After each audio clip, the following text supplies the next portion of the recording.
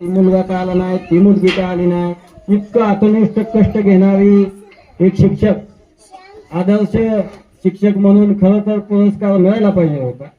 पण काय गोष्टीच्या मर्यादा असतात, काय असतं, त्यामुळं त्यांनी जे आजपर्यंत काम केलं त्याचा गावाला कायम अभिमान राहील. आणि सगळ्यात जीवनात जर काय महत्वाचं असेल तर संस्कार महत्वाचे आहेत. संपत्तीपेक्षा संस्कार महत्वाचे आहेत.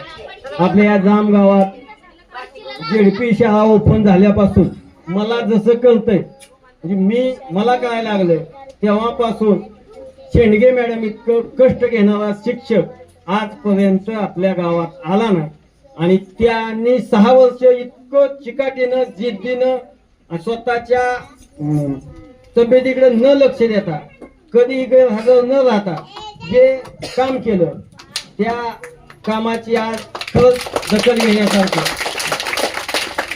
मॅडम, लहानपणी तुम्ही मुलांना चिखलाच्या गोळ्यांना आकार दिलाय, त्याचं तुम्ही जे कर्म केलंय त्या कर्माचं तुम्हाला भविष्यात आणि तुमच्या भावी आयुष्यात निश्चितच परमेश्वर फळ देणार आहे, तुम्हाला मी खात्रीने सांगतो. शिक्षकांसाठी शाळा असते का शिक्षकांसाठी शाळा असते का मुलांसाठी शाळा असते, याचं मूर्तिमंत उदाहरण म्हणजे शाळा ही मुलांसाठी असते, शिक्षकांसाठी नसते.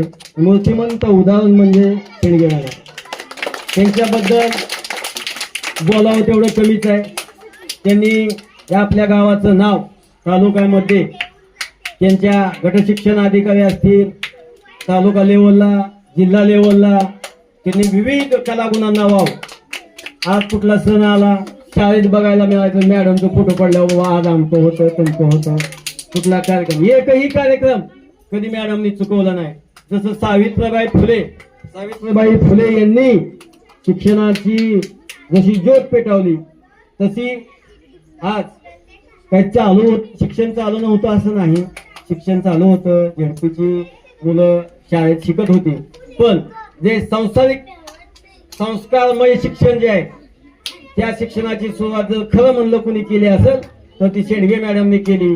आणि एवढं करत असताना त्यांनी गावाशी, पालकांशी, सगळ्याशी एक चांगलं नातं ठेवलं. आणि मॅडम, तुम्हाला एक सांगतो, तुमच्या हातून जेवढी मुलं तुमच्या हाताखालून गेली, भविष्यात 100% निश्चितच ती चांगलं नाव कमवतील. कारण तुम्ही जे संस्कार दिलं, तुम्ही जे शिक्षण दिलं, त्याचं तुमचं नाव त्यांच्या कायम, त्यांच्या आयुष्य जोपर्यंत आहे तोपर्यंत त्यांच्या स्मरणात तुम्ही राहताल. इतकं काम तुम्ही चांगलं केलं. शेवटी शिक्षकांनी काय संस्कार द्यायचा असेल त्याचं